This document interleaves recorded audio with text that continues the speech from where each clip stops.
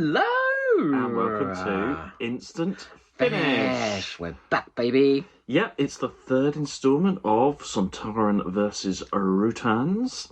This time it's Born to Die by Tegan Byrne. Tegan? A new writer. Yeah. Yes, can we talk about that, please? Yeah, and this is the Sixth Doctor and Charlie. Oh my god. Brilliant. The Sixth Doctor and Charlie, which I think might be one of the best runs ever in the main range. I know. To think in 2024 we are getting Sixth Doctor and Charlie. I know, right? Who would have the thought? The only thing is that Colin does sound a little bit older. Oh, so well. No, but if you're doing all these in order, his age... Well, he's got a bad throat this week, that's all. Yeah, he's got a sore throat, maybe. But my God, I'll tell you this. For a first-time writer, she got the characterisation of the Sixth Doctor and Charlie and the placing of the stories in that run where Charlie's being a bit sinister and lying to the Doctor because she knows all this information and she's absolutely perfect. I thought it was bang on. Yeah, a really fun story, really easy to listen to. Really easy to listen to. The Sontarans are really good in this. I'm never sure on Sontarans, but we've got Dan Starkey, Christopher Ryan, all of them, and John Coleshaw. So it's like a Sontaran Phantom convention, isn't it? It's very good because we've got the new series Sontarans, but then John Coleshaw is bringing us the Lynx kind of voice, which is good. So they're all very distinct, and it's a very small cast. It's pretty much Dr. Charlie and Sontarans. Yeah. They must have got this script from lovely Tegan and said, "Oh, this is a cheap one. Lovely, you can write another one." It's really self-contained. Just beautifully structured as well. Yeah. It's the Doctor...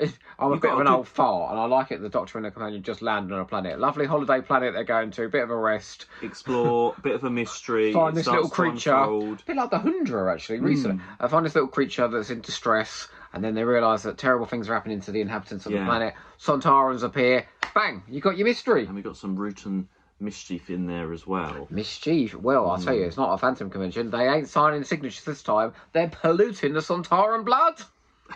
And the music as well. That's the twist, isn't it? Oh, well, we'll put spoilers in the video.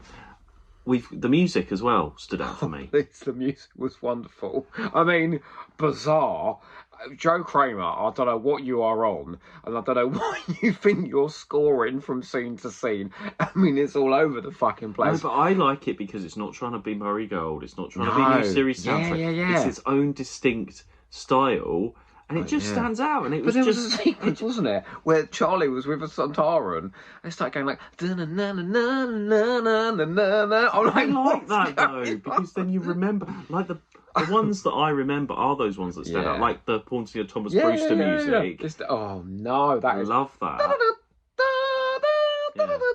So I thought it went well. What did you think about this at the end though? Like when the Sontarans are fighting each other, it's like da-na-nan, da-na-nan, down, da-na-nan, da-na-nan, dum, dum. It reminded me of Mighty Morphin Power Rangers, or occasionally watch these YouTube videos of animals going around mazes, and they play this insane like electric guitar music on it. It reminded me of that, if I'm honest. But the music was very distinctive, shall we say, but in a good way. So what stands out for you most from this release? I thought Colin and India, their chemistry is still there in buckets, and they were really, really fun. I thought the mystery was great, and I'll say it again, it was well paced. Like, what is going on? Why are there dead Sontarans here?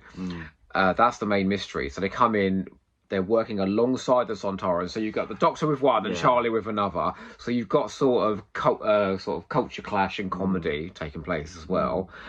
But then when the answers come out, and please put a spoiler warning on this, and it turns out that what this Rutan is trying to do is pollute the Sontaran fluid that creates all the clones to create a hybrid between Sontarans and Rutans.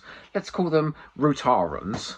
And then pollute the whole pool. So there's a massive civil war in the Sontarans, and the pure ones and the impure ones are going to fight each other. So this goes from being on this tiny planet to being this massive scaled story. I thought that was expertly done. Well, it's the third month in a row they are doing something interesting with the Sontarans and Rutans. Because it could have been very standard story, like a lot of the Dalek or Time War Dalek stories or anything. I don't think there's particularly anything new or interesting. But we've really seen the Rutans.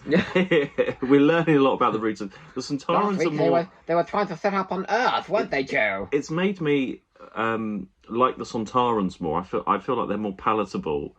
Yeah, here. Well, and like you said there, you just got the three best actors to play them as well. Dan Starkey has honed it. Christopher Ryan's been doing it. I get bored of Dan Starkey a little bit, so it's nice that Christopher Ryan's great though, isn't he? He's got that really sort of he needs a locket or two. He's got a bad throat, but it's brilliant for this. And then John Coleshaw, who's in the special features, basically came in his pants when he realised he was going to play a Sontaran because they're his favourites, and he starts going on about the Time Warrior. I remember watching that when I was a child, so I know what I'm doing now. It's funny how these have been released individually, where it was originally supposed to be a box set. They do mention that a few times, in the special features. Imagine, I mean, we hopefully, next month will be just as good. But yeah, well, I've never done them. So then, if it is just as good as this would have made the best box set, because we know. Oh, the irony! Regular listeners know that there's always like a really good one in a box set, and then the rest are always a bit throwaway.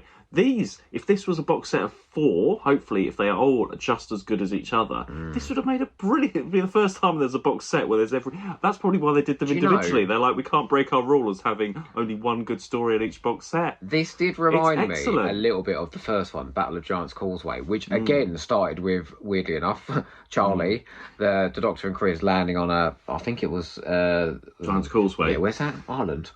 Yeah. Somewhere. Anyway, and it started off small, and then they meet Sontarans and Rutans, and by the end there's a big battle. It's a bit like the end of War of the Sontarans. I thought this was better because it was better paced, and I just like these regulars more. So that's why I really like this one. I don't think this is top tier. I don't think this is an absolute classic, but I think it's very good. What we've had is good, very good, very good. If this was the normal Big Finish hit rate right now, I'll be a happy bunny indeed. For new listeners, do you think the Sixth Doctor and Charlie thing is going to be a bit confusing? Because she has to pretend that she's not met the Sontarans. Because actually, we're referencing a story arc that happened, not 20 years ago, 15 years ago at least.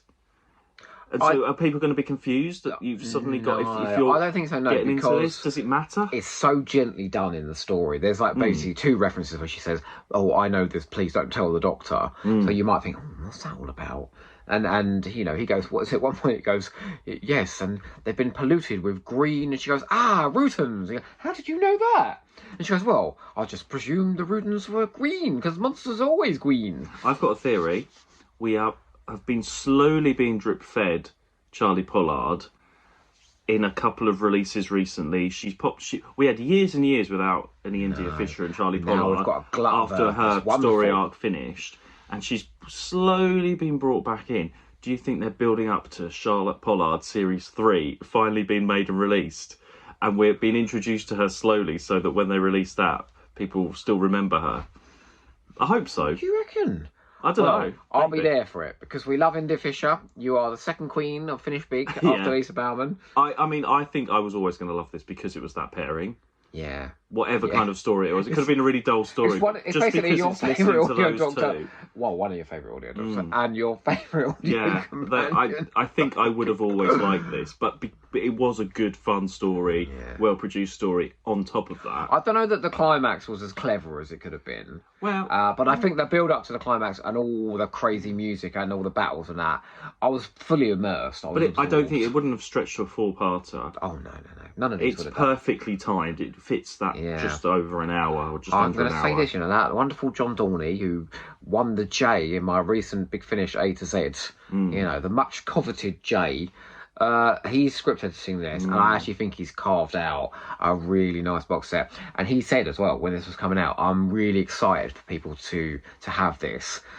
I think because it is very nostalgic, because it's doing all these pairings. This is a Big Finish original pairing. We had Big Finish original castings doing old characters in the last one, and then obviously everyone's still got a hard on for Charlie and Chris, so from the first one. So there's a lot of nostalgia in there, but there's a lot of innovation with the monsters, like you said. So they're doing interesting things. It's really good, this. Yeah. Let's fingers crossed, everyone, for the Stick War the landing. Doctor. I believe in you, John Dorney. Who's writing that one? I'm not sure, but let's see what happens. Yes. Let's see. But so far, so good. 3 out of 3. Weirdly enough, when I was whinging away about boxes. If this had come out as a box set, this would have been a high recommend. I know, yeah. But I actually think these stories, I said this last month, these stories will stick in my mind more for being released individually. I think of these all as individual stories rather than lumped in as one. So yeah, really good. A very solid 8 out of 10. And a lovely way to spend my Saturday. Well, we will see you next month then for the next story. What's that? And in the meantime, I can't remember what it's called. It's the Quinn Dilemma! For Collins! Oh, we will be doing that as well, yeah. Yeah, that's next. Yeah, I was talking next month for the Sontarans, but never mind. You don't know what I'm talking about. Yeah, we'll do that as well. Anyway, remember, finish Finish big.